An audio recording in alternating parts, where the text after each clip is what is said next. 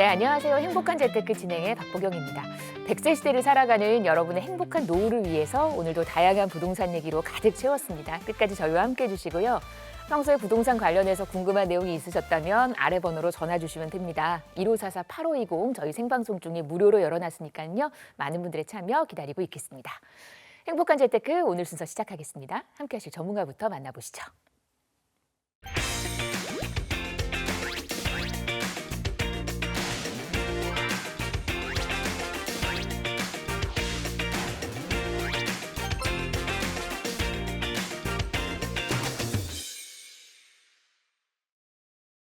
네, 저희 오늘은요 이동주 전문가와 이 시간 함께하겠습니다. 어서 오십시오.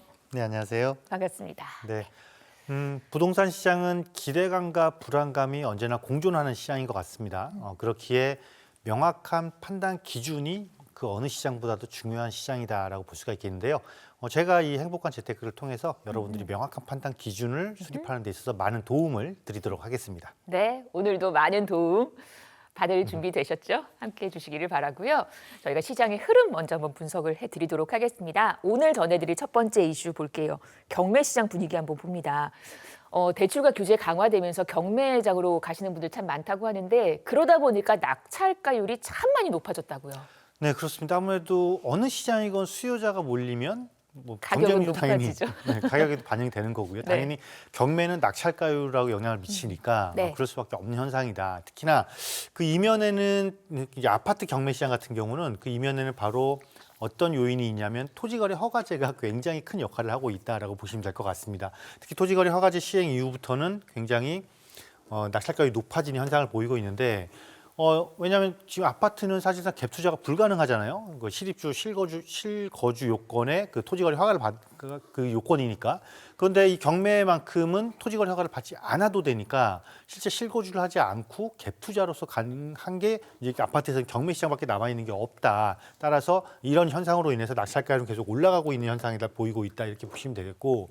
특히 그 중에서도 서울의 주요 지역들이 있죠. 특히 이슈를 타고 있거나 서울의 선호도가 높은 지역들, 이런 지역들은 계속해서 지금 낙찰가가 기존 최고가를 지금 상회하고 있는, 넘어가고 있는 이런 상황이다라고 보시면 되는데, 심지어 이렇게 낙찰가가 너무 높다 보니까요, 어떤 현상이 발생하고 있냐면 현장에서 거래되는 실제 거래가보다도 높은 가격에 낙찰되는 경우도 지금 발생을 하고 있습니다. 따라서 여러분들이 이러한 것들을 조금 조심하실 필요는 있다. 근데 이런 현상이 발생하는 원인 중에 하나는요. 우리가 이거를 모르기 때문에 그래요.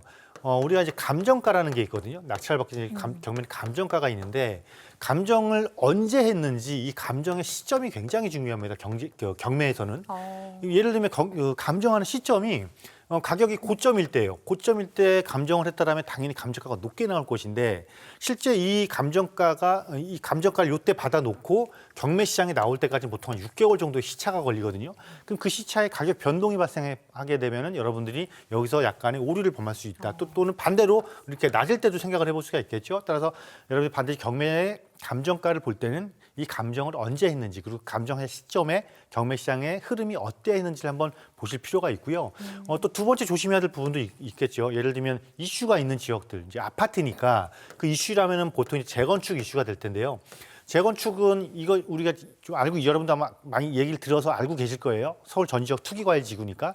투기과열지구는 조합인가 이후에 조합은 승계가 안 된단 말이에요. 그 조항은 경매에도 적용이 돼요. 경매에도 적용이 되니까 좀 잘 판단하셔야 된다. 다만 경매에서도 만약에 경매 들어간 원인이 공공기관이나 금융권의 채무불이행으로 인해서 경매가 들어간 경우에는 이 승계가 됩니다. 조합은 승계가 되지만 그 이외의 것들은 조합은 승계가 안 되는 경우가 발생할 수 있으니까 그러한 부분들 꼼꼼하게 따져보셔야 된다. 또 마지막 세 번째는 자금 계획을 굉장히 잘 짜셔야 됩니다. 왜냐하면 경매는 임차인을 먼저 드릴 수가 없는 거예요. 예를 들면 거기 안에 있는 임차인은 또 보증금 승계 여부도 판단을 해봐야겠지만은 만약에 명도가 다 확실하게 되는 상황에서 내가 잔금을 치른 이후에 그러니까 낙찰받은 금액을 모두 다 지불한 이후에 소유권을 이전을 하고 임차인을 드릴 수 있으니까 자금 계획이 명확하게 수립이 돼 있지 않으면은 자칫 잘못하면은 낙찰 대금을 납부하지 못함으로써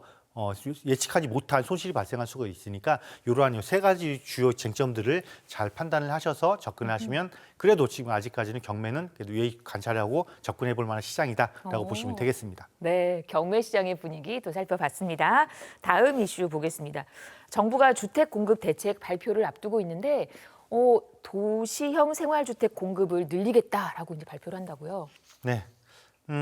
아마 이번에 지금 발표한 내용은 네. 한시적 적용이에요. 2030년까지 한시적 적용을 하겠다라는 건데 어떠한 이야기냐면은 아무래도 공급량을 좀 늘리기 위해 하겠다. 그러니까 도심에 특히 수요자가 원하는 역세권 주변 쪽에 공급량이 지금 부족하니까 그거를 공급을 늘리기 위한 하나의 방안으로 지금 도시형 생활주택의 규제를 좀 완화하겠다라는 건데 가장 크게 주목해 볼 건 이제 규모죠. 규모.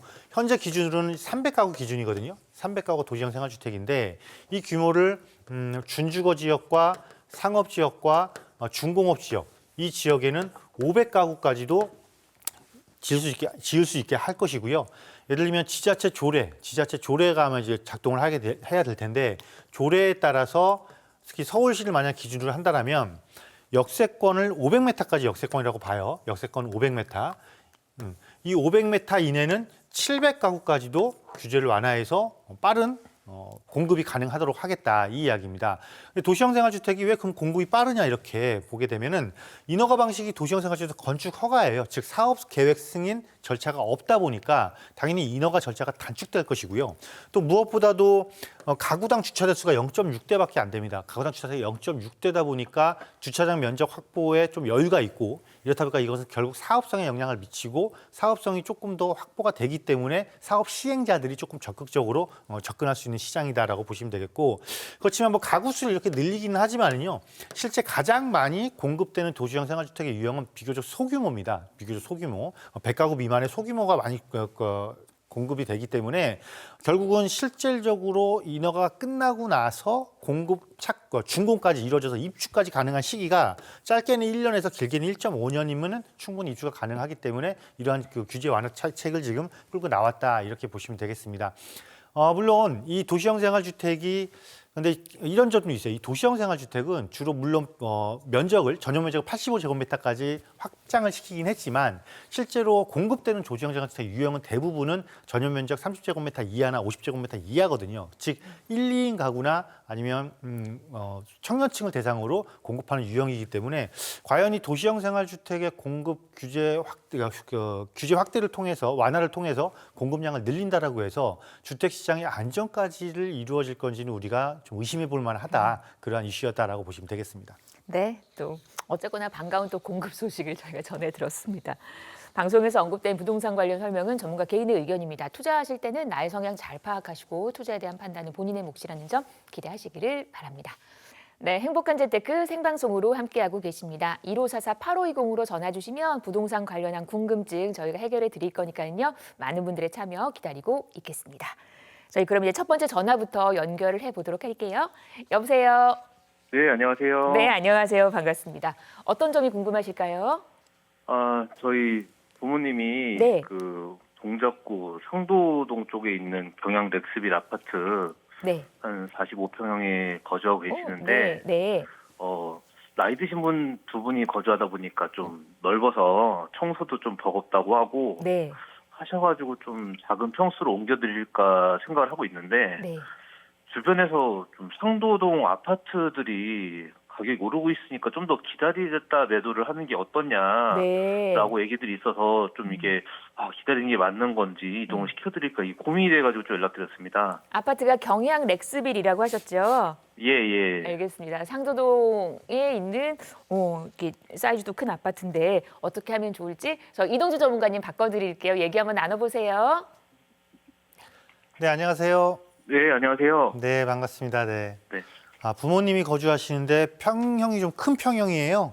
네, 그렇죠. 두 분이 나이 드셨다 보니까 좀 너무 넓은 것 같다고도 하셔가지고. 너무 넓다고요? 네. 보니까 세대수는 이게 197세대짜리네요. 그죠? 네. 세대수 197세대짜리고 2002년도에 입주를 했고요. 예. 2002년에 입주한 197세대가 기준이고 지금 현재 40평대 이상이고 그죠? 네. 두 분이 쓰시기엔 좀 넓긴 하네요. 네, 그렇죠. 근데 이게 문제는 이거를 평수를 좀 줄여서 청소하기도 좀 편하고 생활하기 좀 더 편리한 곳으로 옮겨드리고 싶다 이것인 것 같아요. 네, 맞아요. 네. 저 개인적인 의견 좀 찬성을 합니다. 네. 네, 찬성을 하고 물론 주변 분들은 상도동 아파트값 계속 꾸준하게 안정적으로 오르고 있으니까 팔지 마세요라고 말들도 한다고 아까 얘기를 하셨잖아요. 네. 그런데 이게 있어요. 우리가 지금 경양 렉스빌의 위치가 사실은 상도동 내에서도 썩 입지가 좋은 곳이라고 보기엔 약간 벗어나 있다 이렇게 생각을 하거든요. 저는. 네, 그렇죠. 네, 물론 갖고 계시기 때문에 이런 말씀 드리기 좀 조심스럽긴 한데 네. 왜냐하면 상도동 아파트 가격이 형성된 거를 우리 한번 보자고요. 지역을 잘 아실 테니까. 네. 여긴 딱 7호선이 기준이에요. 그죠? 네. 7호선이 기준이어서 7호선을 도보로 가깝게 이용할 수 있는 곳들은 아파트 가격이 높아요. 근데 7호선의 남쪽 방향은요. 이 국사봉 터널을 딱 지나고 나면 어디와 맞붙어 있냐면 관악구랑 맞붙어 있어요. 그죠? 네. 네. 그리고 관악구에서 이제 쭉 이제 아래쪽으로 내려가는 약간 이제 구릉지에서 내려가는 쪽인데 그 내려가는 쪽에 좌우에 아파트가 빼곡해요. 네. 근데 그 빼곡한 아파트의 가격이 상도동보다 많이 낮아요. 그죠? 네, 맞아요. 네, 그렇다 보니까 이 7호선과 거리가 떨어져 있는 아래쪽, 국사봉과 붙어 있는 쪽들의 아파트 시세는 사실 관악구하고 싸움을 하고 있어요. 이 상도동 7호선 라인 쪽은 우리 저 흑석과 노량진 이쪽하고 싸움을 하고 있잖아요. 네. 그 가격대가 완전 다르다라는 거예요. 그러면서 또 단점이 뭐냐면 이 렉스빌의 단점이 뭐냐면 세대수가 너무 작아요. 그렇죠. 네. 예, 저런 대형 500세대 이상, 1000세대, 1500세대 이런 대규모 단지랑 힘싸움을 하기에는 이 대규모 단지의 가격을 막 쫓아가기에는 버거움이 더 많다라는 거예요. 따라서 제 생각은 부모님이 이제 뭐 은퇴도 하셨을 거 아니에요. 그렇죠. 그러니까 평형을 줄이시려고 할 거고. 네, 네. 그러면 같은 아파트에서 좀 가격이 저렴한 관악구 쪽 내려가면 역세권 가까운 쪽도 가격 의외로 싸요. 네. 그러니까 그쪽으로 좀 편리한 쪽으로 좀 그러니까 그 대중교통 이용하기 좀 편리한 쪽으로 옮겨 들이시고 여유 자금 좀 만들어 드려서 그 여유 자금으로 조금 이렇게 풍족하게 사용도 하실 수 있게끔 이렇게 해드리면 굉장히 더 효자가 되지 않을까. 이렇게 한번 좀 생각을 해봅니다. 예, 좀. 네, 좀 도움이 되셨어요? 해보겠습니다. 네, 네, 네. 네, 그래서 감사합니다. 네. 우리가 이게 평형을 줄이고 더 좋은 곳으로 가는 것도 하나의 방법이지만 네. 은퇴 세대 분들은 평형을 줄여서 그 남는 여유 자금을 가지고 무엇을 할 것인지 잘 고민을 하셔야 되는 거거든요. 그렇죠. 네. 네, 따라서 또 그 여유 자금 남았다라고 해서 정말 제가 좀 전에 말씀드린 대로 막 사용하는데 다 쓰지 마시고 그 여유 자금을 갖고 조금 의미 있는 곳으로 활용을 하시면 이거를 보유하고 있어서 이 아파트가 추가적으로 가격 상승이 이루어지는 것보다도 더 좋은 효과를 얻을 수 있을 것이다. 이 개념으로 제가 말씀을 드린 거예요. 네. 네, 좀 이해를 하셨죠? 예, 이해했습니다. 네. 네, 감사합니다. 참고하시면서 다운사이징 하시는 거를 찬성하셨습니다. 맞아요. 이제 은퇴도 하셨고 우리 어르신들이 뭔가 이렇게 여유 자금이 있으면 또 마음의 힘이 될 수 있으니까 그런 면에서 이렇게 좀 해보시면 좋을 것 같습니다.